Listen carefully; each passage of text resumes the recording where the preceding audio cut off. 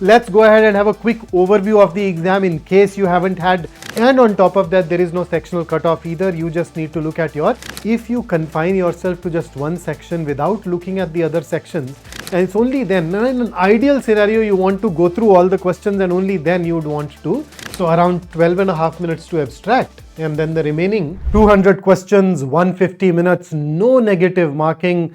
Maharashtra MBA CET is not an exam, it is a decision-making marathon. Most of the students don't fail because they lack knowledge. They fail because they do not have the right system. They do not have the right approach to tackle the exam in order to maximize their score. So in this session, I am going to share with you a battle-tested strategy that will allow you to give your best and maximize your chances of succeeding. So before I go ahead and share the exact strategy with you, let's go ahead and have a quick overview of the exam in case you haven't had the opportunity to attend any of my previous sessions where we talked about that. So let's go ahead and work on the overview first. So here you go. A 150-minute exam with 200 questions which are divided across 4 sections: Quant and DI 50, LR 75, abstract/visual reasoning 25 questions, and then of course VARC that contributes 50 marks. There is no sectional time limit, which means that you can divide your time across all these sessions the way you deem fit, and on top of that there is no sectional cutoff either. You just need to look at your total, your overall score. For every right exam you get +1 and there is no negative marking whatsoever. So that's the exam that we are talking about, and it is going to open the doors to quite a few amazing B schools in the country. So let's understand the game first. So what do we have here? 200 questions, 150 minutes, no negative marking. What does that tell you? So the moment I see this particular scenario, especially the first two, I know that it is going to be a speed-based exam.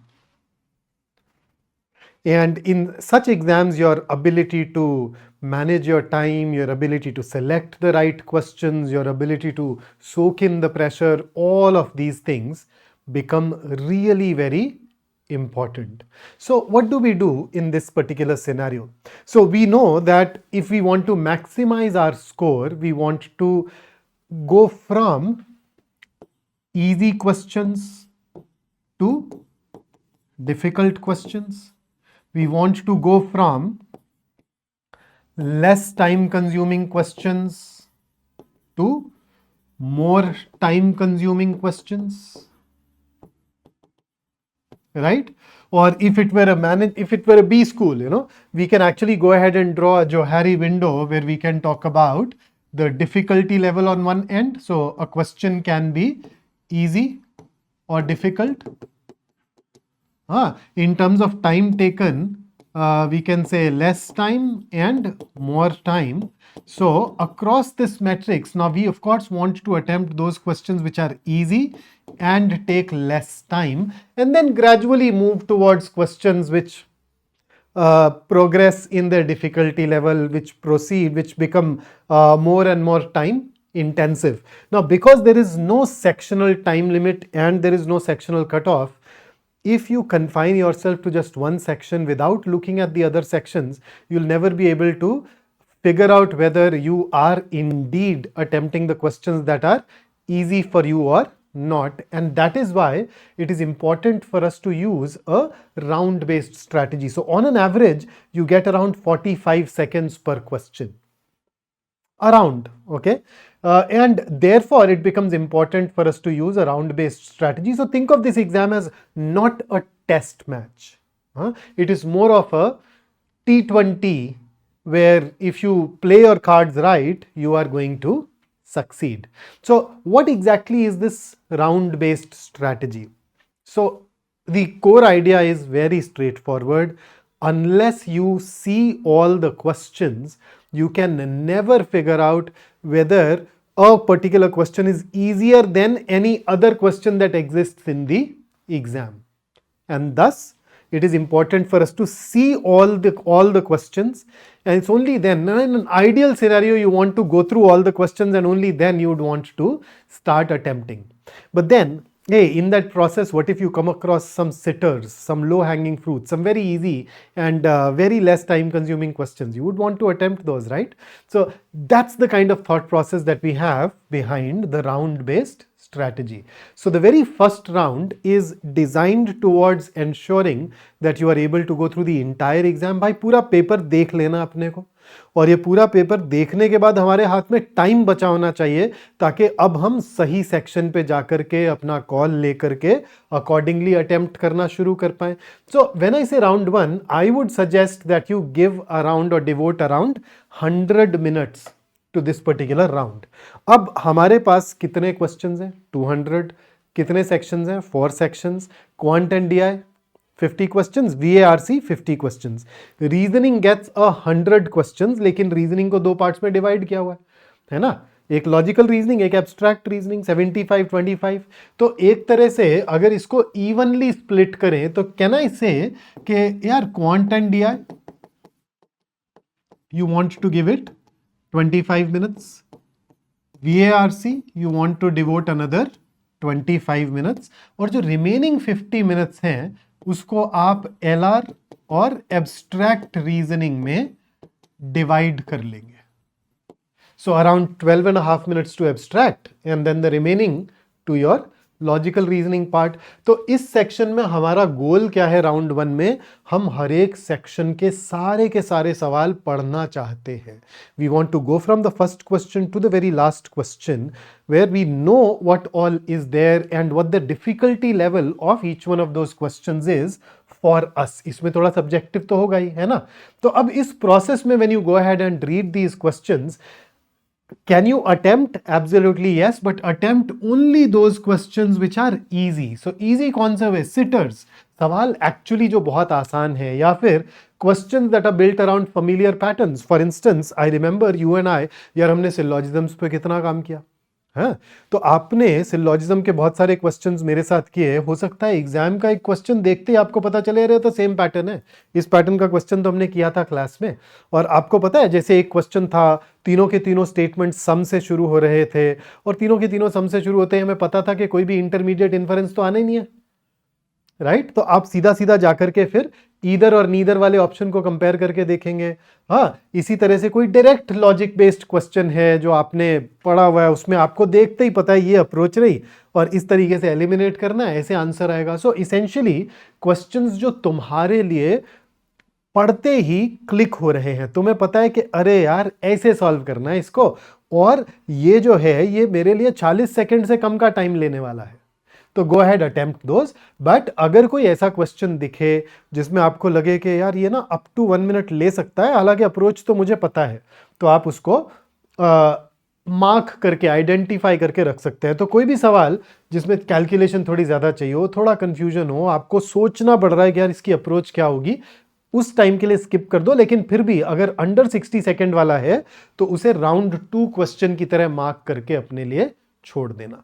तो अब इसमें मैंने साथ साथ आपको 25 minutes for quant DI, 25 for VRC इसलिए बताए कि वो एक एटलीस्ट आपके लिए गाइड रहे कि आपको पता है इतने टाइम के बाद आपको आगे निकलना है.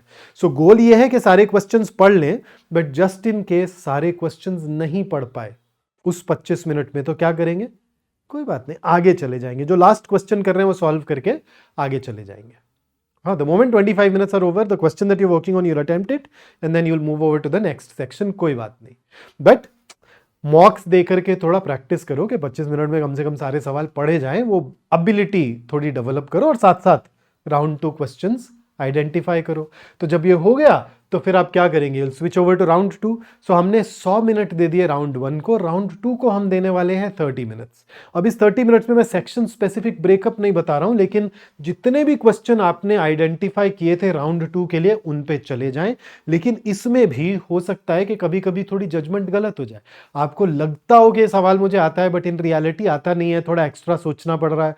तो जहां पे लगे, give yourself 10 seconds. Within 10 seconds you should be able to figure out कि यार ये अंडर अ मिनट होगा कि नहीं होगा तो मूव आउट कर जाना है, उसको राउंड 3 क्वेश्चन मार्क कर दो, या कोई ऐसा सवाल आया जो आपको पता है नहीं आ रहा तो उसको हटा दो। इसके अलावा ऐसे कोई भी क्वेश्चंस जो आपके हिसाब से मॉडरेट डिफिकल्टी लेवल हैं on the basis of your strength. अब देखो इसका बेसिकली मतलब क्या है, हर एक एग्जाम का एक सिलेबस होता है और जब हम तैयारी करते हैं, मॉक्स देते हैं, सेक्शन टेस्ट देते हैं, तो हम उस सिलेबस में हमें पता होना चाहिए कि हर एक एरिया मेरे लिए किस कैटेगरी में आता है। क्या वो एरिया मेरे लिए एरिया ऑफ कंफर्ट है?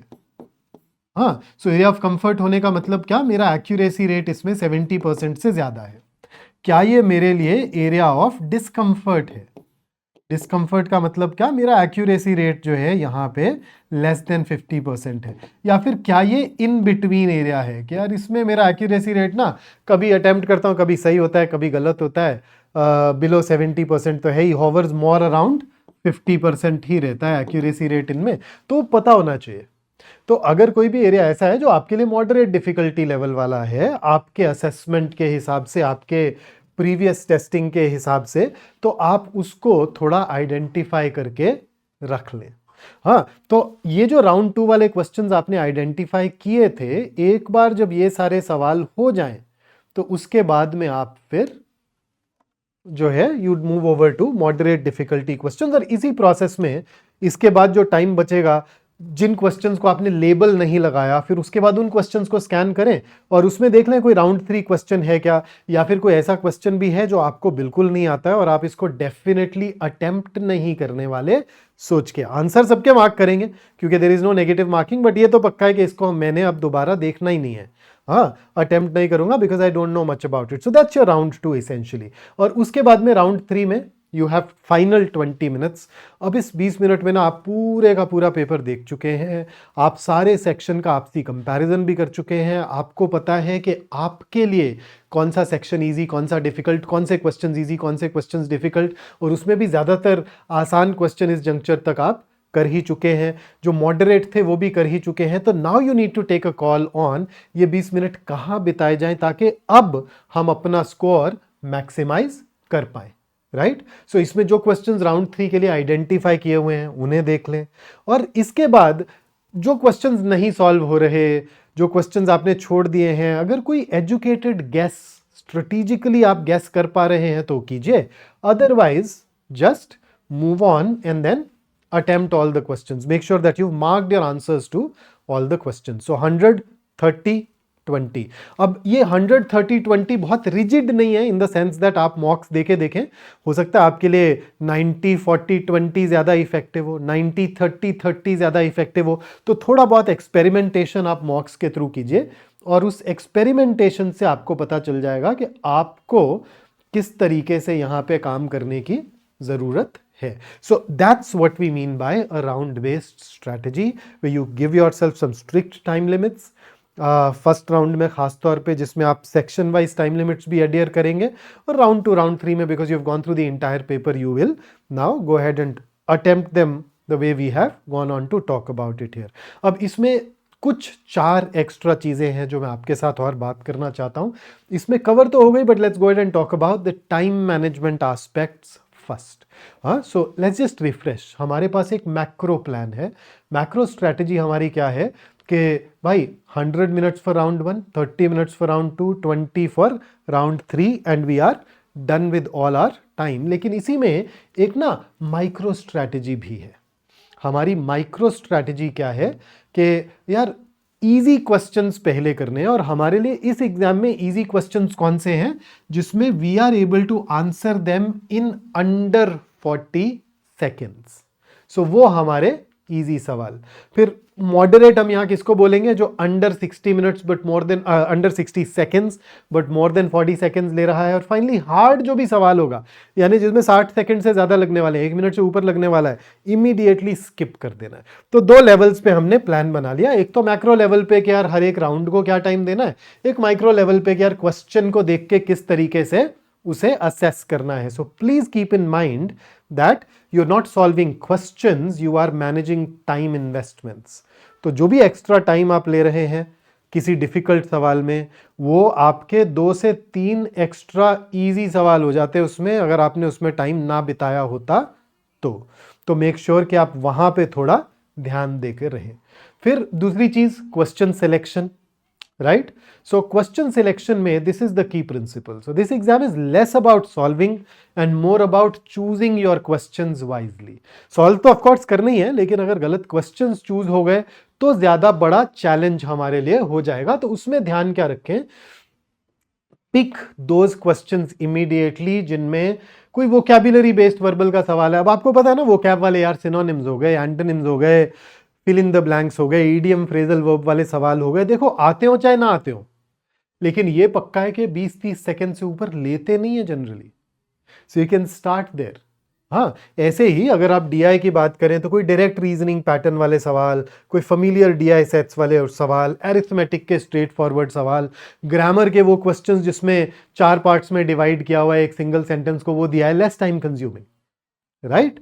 हाँ, बट इसी में मैं अगर कंपेयर करूं यार पैराजंबल से, तो थोड़ा ज्यादा टाइम लगता है ना हमें generally. Reading comprehension exactly high priority नहीं होना चाहिए, खासतौर पे उस सिनेरियो में जहां पे पैसेज लेंदी है या डिफिकल्ट है।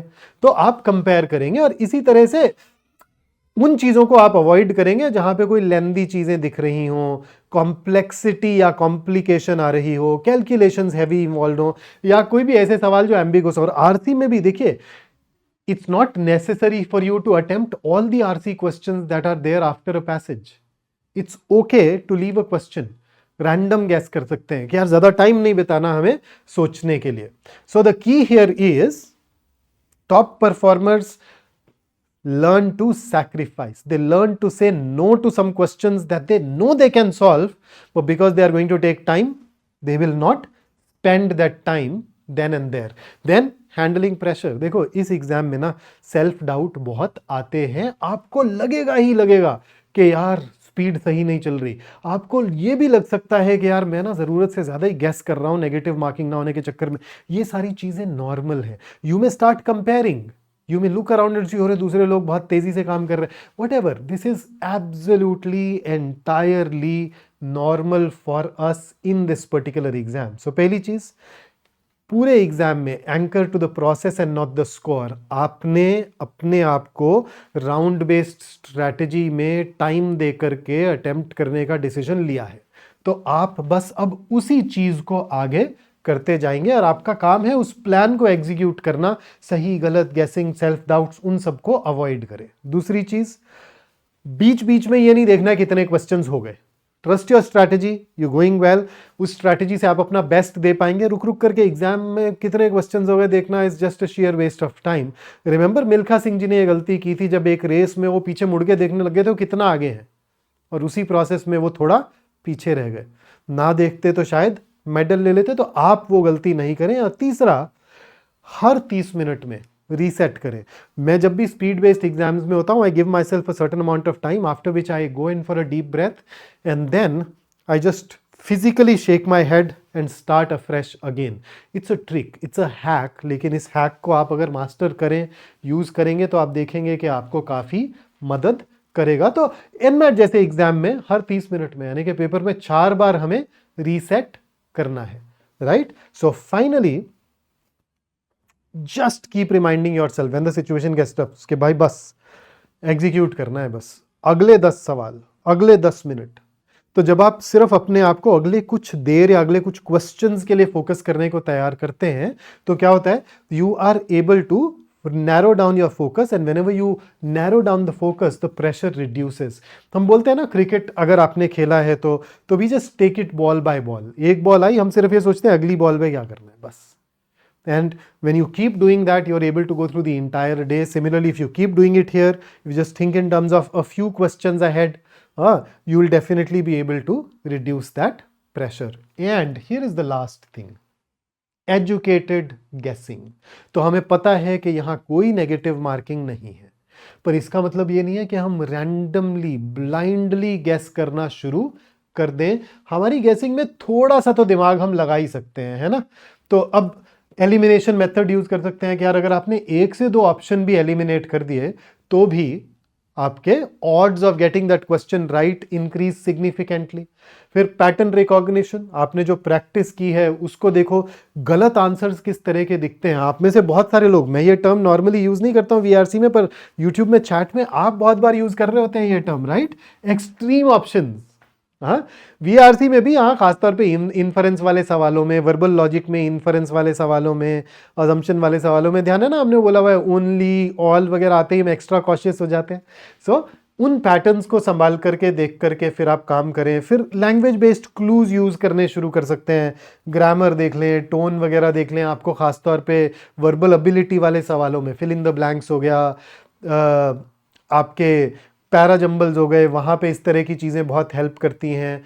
और क्वांट में भी एटलीस्ट एक बेसिक चीज़ तो चेक कर ही लो, है ना? सो ये जो चीज़ें हैं, they will ensure that you are able to turn your performance into a master class. और goal is, pure blind guess से अच्छा तो ये है कि थोड़ी एजुकेटेड गेस ले ले। अगर 10 सवाल भी एक्स्ट्रा सही हो गए उस एजुकेटेड गेस की वजह से, which is entirely possible, you will see a significant jump in your percentile, and that will lead you towards greater success.